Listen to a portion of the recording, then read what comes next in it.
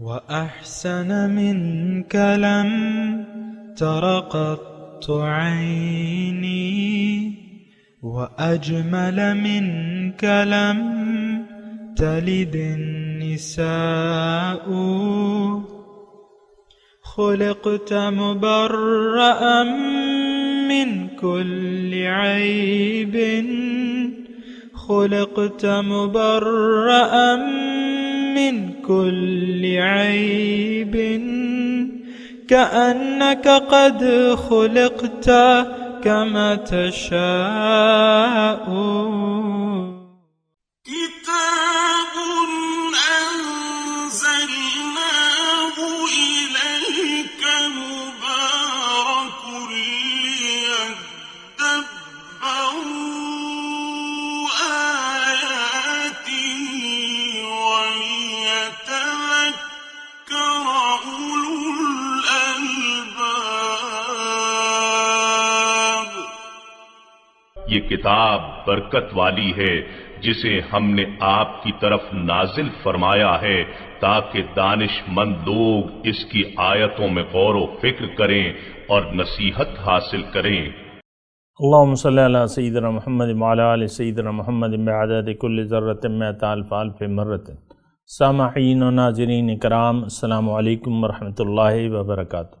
سامعین کرام، سورہ ممتحنہ آیت نمبر 12۔ آج کا موضوع، کیا ہم نے اللہ تعالیٰ کے ہاتھ اپنے اختیارات کو امام زمان کے ذریعے بیچ دیا ہے؟ اس کے ساتھ آج کے سبق کا آغاز کرتے ہیں۔ سب سے پہلے گزشتہ سبق کا اعادہ ہوگا۔ یا ایہا النبی اذا جاءک المؤمنات یبایعنک علی ان لا یشرکن باللہ شیئا ولا يسرقن ولا يزنین ولا يقتلن اولادهن ولا يأتین ببہتان یفترینہ بین ایدیہن وأرجلهن ولا يعصينك في معروف فبايعهن واستغفر لهن الله إن الله غفور رحيم۔ اے نبی، جب آپ کی خدمت میں مومن عورتیں اس بات پر بیعت کرنے کے لیے حاضر ہوں کہ وہ اللہ کے ساتھ کسی چیز کو شریک نہیں ٹھہرائیں گی اور چوری نہیں کریں گی اور بدکاری نہیں کریں گی اور اپنی اولاد کو قتل نہیں کریں گی اور اپنے ہاتھوں اور پاؤں کے درمیان سے کوئی جھوٹا بہتان گھڑ کر نہیں لائیں گی، یعنی اپنے شوہر کو دھوکہ دیتے ہوئے کسی غیر کے بچے کو اپنے پیٹ سے جنا ہوا نہیں بتائیں گی اور کسی بھی امر شریعت میں آپ کی نافرمانی نہیں کریں گی، تو آپ ان سے بیعت لے لیا کریں اور ان کے لیے اللہ سے بخشش طلب فرمائیں، بے شک اللہ بڑا بخشنے والا نہایت مہربان ہے۔ سامعین کرام، سورہ ممتحنہ آیت نمبر 12 ہے۔ لفظی ترجمہ، یا ایھا النبی، اے نبی صلی اللہ علیہ وسلم، اذا جاءک المؤمنات، جب آئیں آپ کے پاس مومن عورتیں، یبایعنک، آپ سے بیعت کریں اس بات پر، اس بات پر، الا لا یشرکن باللہ شیئا، کہ وہ اللہ کے ساتھ کسی کو شریک نہیں کریں گی، ولا یسرقن، اور نہ چوری کریں گی، ولا یزنین، اور نہ زنا کریں گی، ولا یقتلن اولادہن، اور نہ اپنی اولاد کو قتل کریں گی، ولا یأتین ببہتان یفترینہ بین ایدیہن وارجلہن، اور نہ اپنے ہاتھ پاؤں کے آگے کوئی بہتان گھڑ کے لائیں گی، ولا یعصینک فی معروف، اور کسی نیک کام میں آپ کی نافرمانی نہیں کریں گی، فبایعہن، تو ان کی بیعت کر لیجیے، واستغفر لہن اللہ، اور ان کے لیے دعائے مغفرت کیجیے، ان اللہ غفور الرحیم، بے شک اللہ تعالیٰ غفور الرحیم ہے۔ سامعین کرام، سورہ ممتحنہ اور آخری دو آیاتیں رہتی ہیں، اور یہ آیت جو ہم پڑھ رہے ہیں بڑی جامع ہے، اور اس میں اسلامی نظام کے خد و خال جو ہیں وہ واضح ہو رہے ہیں۔ ایک تو یہ ہے کہ مومن کو اللہ تعالیٰ سے بیعت کرنا لازمی ہے۔ اصل میں حقیقت میں نے آپ کو بتایا بھی ہے کہ بیعت ہوتی ہے اللہ تعالیٰ کے ساتھ، لیکن اللہ تعالیٰ کے ساتھ بیعت کے لیے کسی بندے کے ہاتھ پر بیعت کرنا ضروری ہوتا ہے، اور وہ بندہ اللہ تعالیٰ کا ہونا چاہیے، اور وہ کامل اکمل ذات تو حضور صلی اللہ علیہ وسلم کی تھی، لیکن اس کے بعد جو ہے بیعت کا سلسلہ ختم نہیں ہو گیا، نہ اس کی ضرورت ختم ہوئی۔ یہ بات نوٹ کر لیں، بیعت کا سلسلہ تا قیامت انشاءاللہ تعالی جاری رہے گا، اور اس کے مقاصد وہی ہیں جو قرآن نے بیان کیے، وہی ترتیب ہے جو اللہ تعالیٰ ان آیات میں بیان فرما رہا ہے۔ بیعت ہوتی ہے، میں نے آپ کو بتایا، اللہ تعالیٰ کے ساتھ، اور یہ کس بات کی بیعت ہوتی ہے؟ بیعت کہتے ہیں خرید و فروخت کو، بیع نامہ آپ لکھتے ہیں نا کچہری میں اسٹامپ پیپر پہ، بیع نامہ، کہ بھئی یہ چیز میں نے اتنے کے عوض جو ہے خرید لی ہے فلاں شخص سے، اور اس کی میں نے اتنی پیمنٹ ہے، اتنی دے دی ہے، اتنی رہتی ہے۔ اس طرح اب بیع نامہ عام طور پہ کچہریوں میں لکھا جاتا ہے، بیع نہیں وہی چیز ہے۔ دیکھیں اللہ تعالیٰ کے ہاتھ اپنے آپ کو بیچ ڈالنا، یہ اللہ تعالیٰ نے طریقہ مقرر کیا ہے، یہ کسی انسان کا مقرر کیا ہوا طریقہ نہیں ہے۔ اور اس میں ہوتا یہ ہے کہ یہ دیکھیں، بیعت کا جو ابتدائی طور پہ نظریہ یہی ہے کہ آپ دنیا میں جس مقصد کے لیے آئے ہیں، یا اللہ تعالیٰ نے آپ کو جس مقصد کے لیے پیدا کیا ہے، اور وہ مقصد کیا ہے؟ اللہ کے تقرب، اس کی ملاقات، اس کے دیدار، اس کی حقیقی جگہ جو ہے وہ جنت ہے۔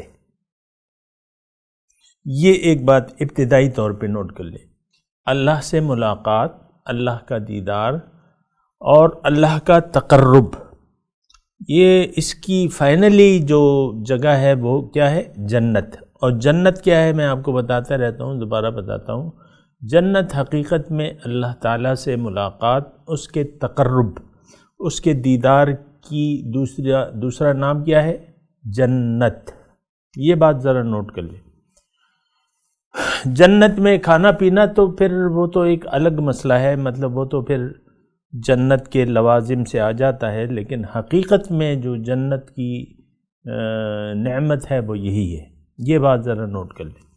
اچھا، دوسری بات یہ ہے، دنیا میں آیا انسان اسی لیے ہے کہ وہ اللہ تعالیٰ کی ملاقات کے لیے تیاری کرے، یا ایک جملہ جو میں آپ کو اکثر کہتا رہتا ہوں کہ دنیا کیا چیز ہے؟ دنیا اللہ تعالیٰ سے ملاقات کی جگہ کا نام ہے، یہاں آپ نے تیاری کرنی ہے۔ ہمارے آقا حضور صلی اللہ علیہ وسلم نے آسان الفاظ میں کہا ہے کہ دنیا آخرت کی کھیتی ہے۔ یہاں آپ نے اللہ سے ملاقات کی ذہن میں رکھ کے یہاں محنت کرنی ہے، خوب محنت کرنی ہے، پھر ہماری ملاقات جو ہے ممکن ہو سکے گی۔ اور یہ آیت اگر آپ مجھے یہ کہیں، مطالبہ کریں کہ بھئی اس کو قرآن کے الفاظ میں بھی بیان کرو جو تم بات کہہ رہے ہو، تو قرآن کے الفاظ میں یا آیت میں بیان کرو، تو بالکل یعنی یہ بات قرآن میں موجود ہے کہ انسان خوب محنت اور جد و جہد کر کے اپنی رب کی ملاقات کا اہل ہو سکتا ہے۔ الفاظ میں نے بڑے تول کے بولے ہیں، آپ نے سوچا نا، میں تھوڑا سا رک بھی گیا کہ میں نے کیا کہنا ہے۔ اصل میں پالیسیاں اور باتیں تو ساری اللہ تعالیٰ کی ہیں، اور ہم لوگ جو بھی اللہ کے خادم ہیں، نوکر ہیں، غلام ہیں، تو وہ پھر اللہ تعالیٰ کی مرضی سے اور اللہ تعالیٰ کی منشا ہی کو بیان کرنے والے ہیں، وہ اپنی خواہشات نہیں پیش کرتے آپ کے سامنے۔ یہ بات نوٹ کر لیں۔ تو وہ مطالبہ اگر آپ کا مجھ سے ہوا تو میں آپ کو وہ آیت ضرور سناؤں گا کہ یا ایھا الانسان انک کادح الی ربک کدحا فملاقی۔ سبحان اللہ۔ کیا مطلب؟ اس آیت کا مطلب یہ ہے کہ اے انسان تم خوب محنت کرتے ہو دنیا میں، قادحن الی ربک قدحن فملاقی، اپنے رب سے ملاقات کی تیاری کے لیے تم یہاں خوب محنت کرتے رہتے ہو، اگر تم ایسا کرو گے تو یقین جان لو کہ تمہاری ملاقات اللہ سے ہو جائے گی۔ سبحان اللہ، سب کہیں سبحان اللہ۔ تو یہ منزل ہے، یہ مقصود ہے، اللہ ہمارا مقصود ہے، اللہ کے سوا کچھ اور مقصود ہی نہیں ہے ہمارا، لا مقصود الا اللہ، اللہ کے سوا کوئی محبوب ہی نہیں ہے ہمیں، لا محبوب الا اللہ، اللہ کے سوا کچھ اور اس دنیا میں، اس دنیا سے ہم نے کچھ اور لے جانا ہی نہیں ہے اللہ کے سوا، سبحان اللہ۔ تو بات یہ ہے کہ یہ ساری باتیں آپ کو خوب ذہن نشین ہونی چاہیے۔ آج کا جو ہم درس پڑھ رہے ہیں اور بات چیت کر رہے ہیں اور سمجھنے کی کوشش کر رہے ہیں، اس میں ایک نقطہ اور آپ نے ذہن میں رکھنا ہے۔ دیکھیں، میں بنیادی طور پہ ایک بات آپ کو کہوں تو پھر اس کی بنا آپ کو اس آیت کی تشریح۔ اصل میں اللہ تعالیٰ نے ہماری کامیابی کا راز اس میں رکھ دیا ہے کہ اللہ کو پانے کے لیے ہم اپنے مال و جان کا اختیار اللہ کے ہاتھ پہ بیچ دیں، بیعت کر لیں، یعنی زندگی گزارنے کا اختیار جو اللہ تعالیٰ نے ہمیں دیا ہے وہ اللہ کو واپس لوٹا دیں۔ اب اللہ کی باقی ماندہ زندگی تو اللہ کی ہدایت کے مطابق ہم نے گزارنی ہے، اور یہی بات، بالکل یہی بات اگر آپ مجھ سے مطالبہ کریں کہ قرآن کے الفاظ میں بیان کرو تو ضرور میں بیان کروں گا۔ جب انسان اول کو اتارا جا رہا تھا زمین پر، یعنی حضرت آدم کو، تو ان سے اللہ تعالیٰ نے ایک مکالمہ کیا تھا جو کہ قرآن پاک میں موجود ہے، اور وہ سورہ بقرہ میں ہے، اور جگہ بھی ہے، لیکن سورہ بقرہ کی میں آیت آپ کو سنا رہا ہوں کہ اللہ تعالیٰ نے فرمایا اہبطوا منہا، اے آدم یہاں سے اترو۔ اب یہاں بریکٹ میں ایک جملہ ضرور لگاؤں گا تاکہ آپ کی ذرا سمجھ میں آ جائے، اور اہبطوا منہا، اب بریکٹ شروع ہے، اے انسان تمہیں میں اپنی ملاقات کی تیاری کے لیے زمین پر اتار رہا ہوں، اور تمہیں میری ملاقات کی لیے جد و جہد کرنی ہے، اور وہ اس وقت ہی ہوگی کہ جب تم اپنی خواہشات نفس کو، اپنے اختیار کو مجھ پر بیچ دو اور میری مرضی کے مطابق زندگی گزارو۔ اب بریکٹ ختم ہوگی۔ اب جو ترجمہ ہے یعنی باقاعدہ قرآن پاک کا، اہبطوا منہا، اترو یہاں سے، فَإِمَّا يَأْتِيَنَّكُم مِّنِّي هُدًى، میری طرف سے تمہیں ہدایت آئی گی، فَإِمَّا، پس اگر آئیں تمہارے پاس، منی میری جانب سے، ہدن ہدایت۔ اب ہدایت کی کیا چیز ہے؟ زندگی گزارنے کا طریقہ ہے، سبحان اللہ، اس میں کوئی دو رائے ہو نہیں سکتی۔ قرآن ایک مکمل ضابطہ حیات ہے، اس پر سب لوگ متفق ہیں، اس میں کوئی خلجان نہیں ہے۔ فَإِمَّا يَأْتِيَنَّكُم مِّنِّي هُدًى فَمَن تَبِعَ هُدَايَا، اب جس نے میری ہدایات کے مطابق زندگی گزاری، یا لفظی ترجمہ فَمَن تَبِعَ هُدَايَا، جس نے اتباع کیا میری ہدایات کا، پیروی کی میری ہدایات کی، بات مان لی میری، اب کیا ہوگا؟ اب پھر بریکٹ میں لگاؤں گا، وہ شخص کامیاب ہوگا، وہ شخص میری ملاقات کا اہل قرار پائے گا۔ اب بریکٹ ختم ہو گئی۔ فمن تبع ہدایا، جس نے میری ہدایات کا اتباع کیا، فلا خوف علیہم ولا ہم یحزنون، اب اس پہ کوئی خوف و رنج نہیں ہوگا، کوئی حزن و ملال نہیں ہوگا، بالکل یہ بے خوف ہونا چاہیے اس کو، میں اس سے راضی ہوں، یہ مجھ سے راضی ہے۔ اچھا، اس کے بعد جو آیت کا دوسرا حصہ ہے، والذین کفروا وکذبوا بآیاتنا، دیکھیں بہت واضح آیت ہے۔ وہ لوگ جو اپنے ذہن میں شکوک و شبہات پالتے رہتے ہیں کہ یار یہ بیعت کیا چیز ہے، یہ تو شرک ہے اور یہ ہے اور وہ ہے، یہ شرک نہیں ہے بھیا، یہ اللہ کی ملاقات کا ایک سودا ہے۔ اچھا بہرحال آگے چلتے ہیں، آیت کا کیا حصہ ہے؟ والذین کفروا وکذبوا بآیاتنا فاولئک اصحاب النار هم فیہا خالدون۔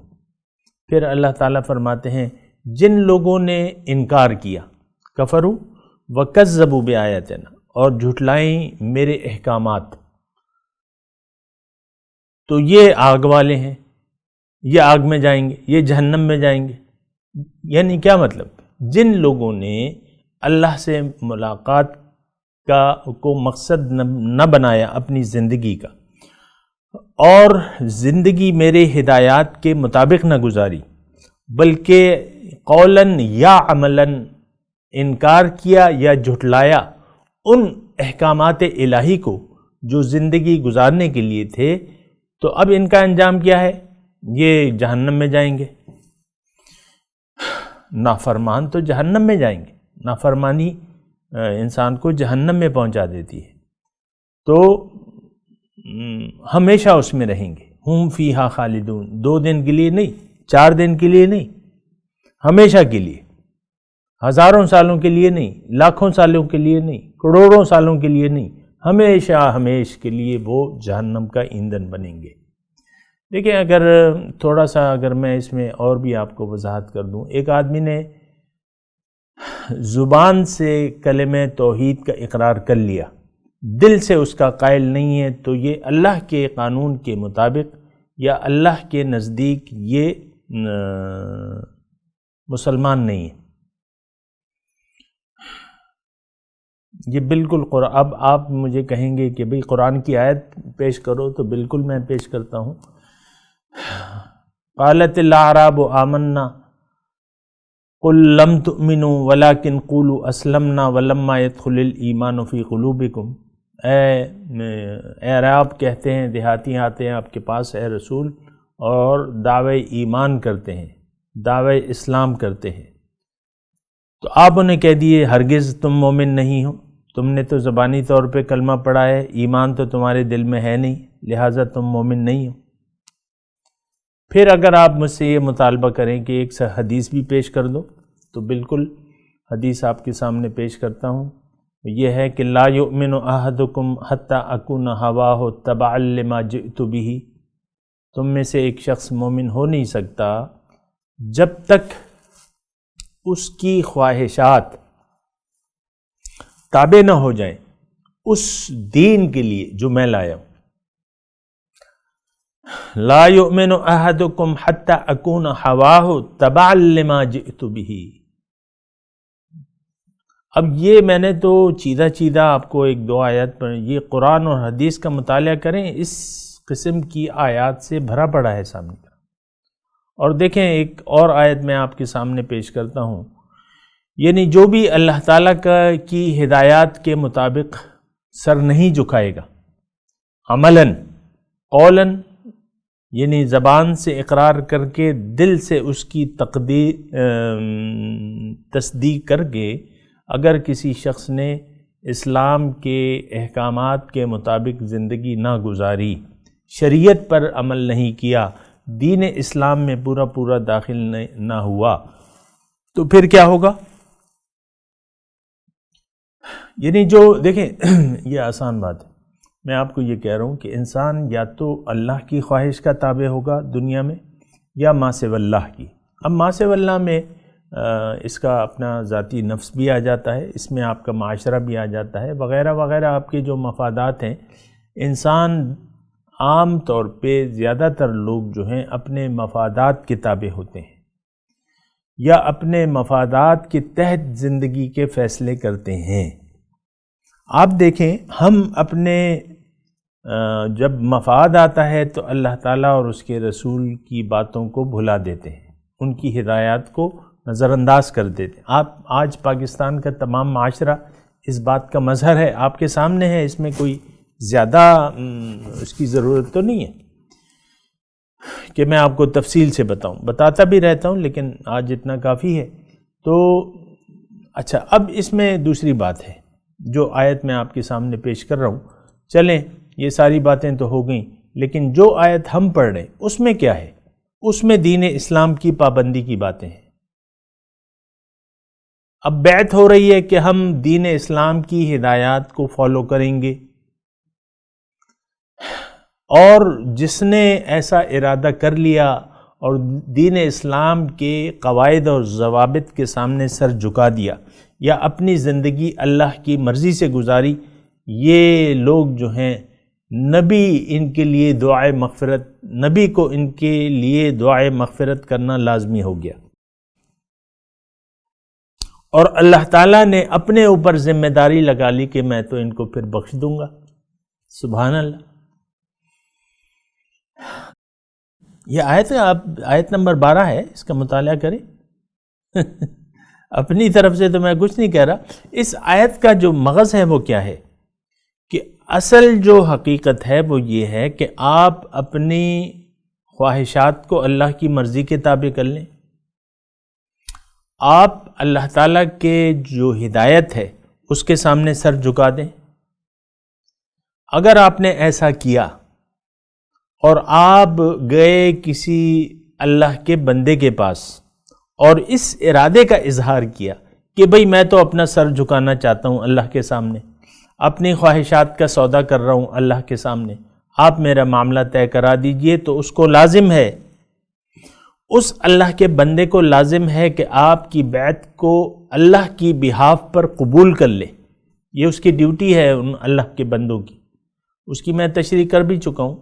بہرحال یہ امام زمان اس کو آپ کہہ سکتے ہیں، جس کے بارے میں اللہ تعالیٰ نے، اللہ کے رسول نے فرمایا ہے کہ من مات ولم یعرف امام زمانہ فکأنہ مات میتۃ الجاہلیہ، جو مرا اس حالت میں کہ اس نے اپنے زمانے کے امام کو نہیں پہچانا تو یہ جاہلیت کی موت مرا۔ اب اس کی تشریح کیا ہے؟ بالکل آسان ہے، یعنی بیعت کرنی ہے آپ نے امام زمان کے وقت، امام زمان کے ہاتھ پہ۔ امام زمان کی ڈیوٹی ہے کہ وہ مخلوق کو اللہ سے ملائے اور اللہ کی بہاف پر مخلوق سے وعدہ لے، بیعت کرے اللہ کی بہاف پہ۔ پھر دوسری جگہ اس بات یہ آیت بھی یاد کر لیں کہ جو لوگ بھی اللہ کے بندے کے یعنی امام وقت کے ہاتھ پہ بیعت کرتے ہیں، در حقیقت ان کی بیعت جو ہے وہ اللہ سے ہوتی ہے۔ بیعت دیکھیں حقیقت میں اللہ ہی سے ہے، انسان کا اس میں رول صرف اتنا ہے کہ اللہ تعالیٰ نے یہاں ذرائع بنا دیے ہیں اپنی ملاقات کے یا بیعت کے یا تقلید کے۔ اللہ کی اطاعت کرنی ہے تو رسول کی اطاعت کرو، یعنی انسان کی اطاعت کرو، انسان کامل کی اطاعت کرو۔ انسان کامل کی اطاعت دراصل اللہ کی اطاعت ہے، کیوں کہ ما ينطق عن الهوى ان هو الا وحی یوحی، اپنی مرضی سے تو وہ کوئی بات ہی نہیں کرتا، وہ تو ایک وحی ہے جو میں اس کو کرتا ہوں۔ تو امام زمان جو ہے یہ تو اپنی مرضی کا تابع نہیں ہے، یہ خواہشات نفس کا بندہ نہیں ہے، یہ دنیا کا بندہ نہیں ہے، یہ اللہ کا بندہ ہے، اور اللہ کے بندے کو اللہ تعالیٰ نے مقرر کیا ہے، اس کے ساتھ تائید ایزدی ہے، اللہ کی تائید اور نصرت اس کے ساتھ ہے، اللہ کی تصدیق اس کے ساتھ ہے۔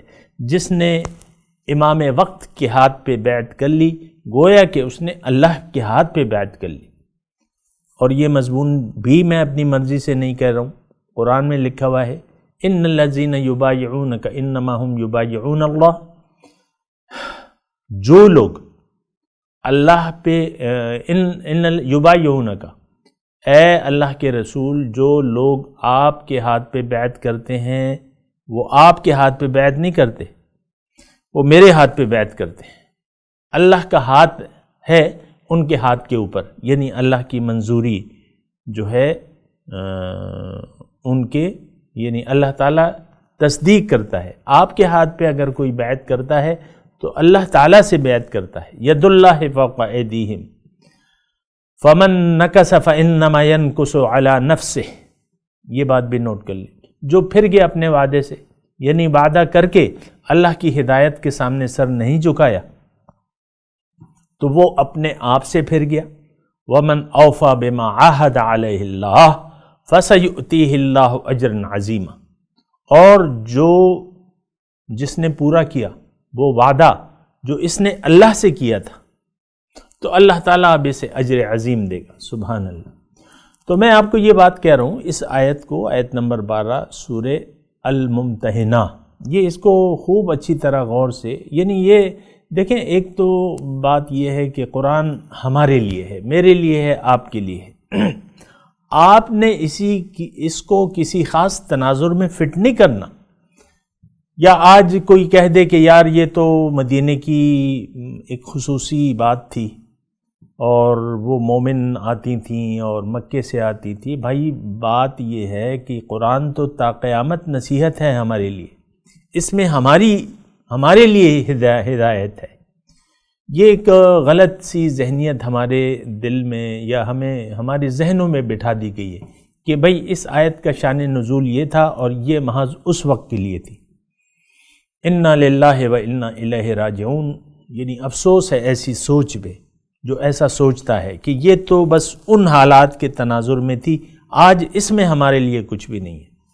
بہرحال یہ ایک بڑی دلخراش داستان ہے اور ایسا نہیں سوچنا چاہیے۔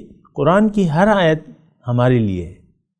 لقد انزلنا الیکم کتابا فیہ ذکرکم، ہم نے یہ کتاب، اے رسول، نہیں، لقد انزلنا الیکم کتابا، اے لوگو، اے امت مسلمہ، اے محمد الرسول اللہ صلی اللہ علیہ وسلم کی دعوت کو قبول کرنے والوں، ہم نے یہ نصیحت نازل کی ہے تمہاری طرف، اس میں تمہارا تذکرہ ہے، تمہارے لیے نصیحت ہے۔ تو یہ جو غلط سوچ ہے ایسی نہیں ہونی چاہیے۔ قرآن کی ہر آیت کی اہمیت ہمارے لیے بھی ہے، اپنے موجودہ حالات میں تو ہوگی، ظاہر ہے ہر آیت کا ایک شان نزول تو ضرور ہے، لیکن اصل میں یہ میرے لیے ہے، آپ کے لیے ہے۔ اور میں ابھی تلاوت کرتا ہوں، میرے ساتھ دہرائیے، اعوذ باللہ من الشیطان الرجیم، بسم اللہ الرحمن الرحیم، یا ایہا النبی اذا جاءک المؤمنات،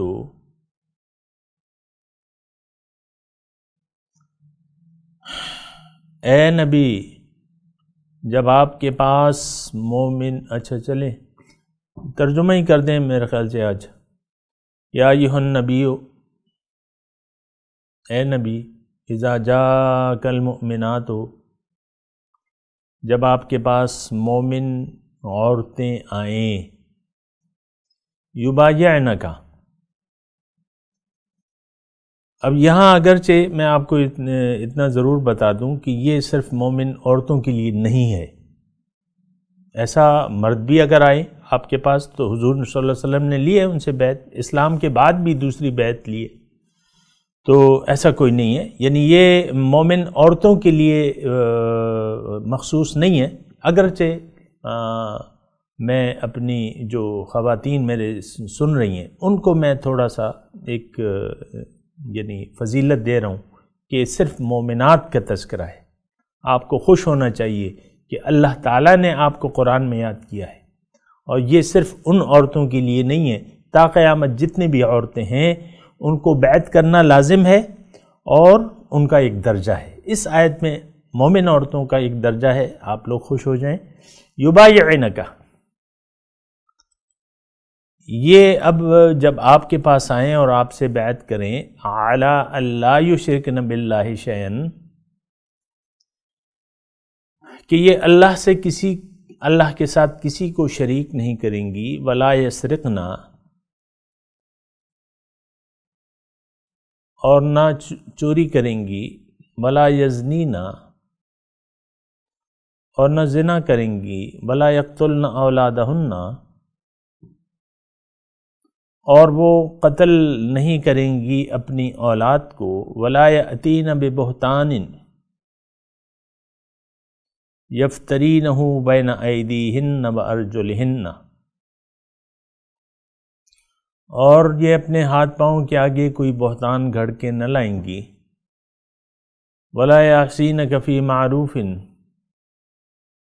اور کسی بھی نیک کام میں آپ کی نافرمانی نہیں کریں گی، فبایعہن، سبحان اللہ، ان سے بیعت لے لیجیے، عورتوں سے بیعت لے لیجیے میرے تقرب کی، میرے دیدار کی، ان کا جو سودا ہے قبول کر لیجیے۔ واستغفر لہن اللہ، اور اللہ تعالیٰ سے ان کے لیے دعائے مغفرت کیجیے۔ ان اللہ غفور رحیم، یقیناً اللہ تعالیٰ درگزر فرمانے والا اور رحم کرنے والا ہے۔ اب ان آیت کی تلاوت اور ترجمہ۔ يا أيها النبي إذا جاءك المؤمنات يبايعنك على ألا يشركن بالله شيئا ولا يسرقن ولا يزنين ولا يقتلن أولادهن ولا يأتين ببهتان يفترينه بين أيديهن وأرجلهن ولا يعصينك في معروف فبايعهن واستغفر لهن الله إن الله غفور رحيم. O Prophet, if believing women come to you pledging allegiance to you on condition that they will not associate anything with God, nor steal, nor commit adultery, nor kill their children, nor commit perjury as to parenthood, nor disobey you in anything righteous, accept their allegiance and ask God's forgiveness for them. God is forgiving and merciful. اس کے ساتھ ہی آج کے درس کا وقت اختتام کو پہنچا۔ انشاءاللہ اگلے درس میں ملاقات ہوگی۔ وآخر دعوانا ان الحمد للہ رب العالمین، والسلام علیکم ورحمۃ اللہ وبرکاتہ۔